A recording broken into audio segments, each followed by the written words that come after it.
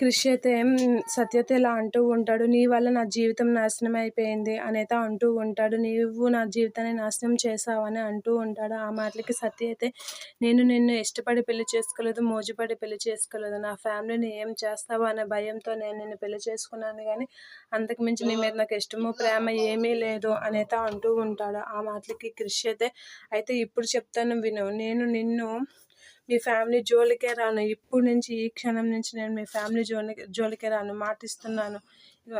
నమ్ముతావు కదా! అనైతే అంటూ ఉంటాడు. ఆ మాటలకి సత్య అయితే షాక్ అవుతూ ఉంటుంది. నేను నీ ఫ్యామిలీ జోలికి రాను. ఇప్పుడే నాకు ఈ క్షణమే విడాకులు ఇస్తావా? అని క్రిష్ అయితే సత్యని అడుగుతూ ఉంటాడు. ఆ మాటలకి సత్య అయితే ఒకసారిగా షాక్ అవుతూ ఉంటుంది. అవును, నాకిప్పుడే నీ నుంచి విముక్తి కావాలి. నేను ఇక్కడి నుంచి వెళ్ళిపోతాను. నాకు విడాకులు ఇస్తావా?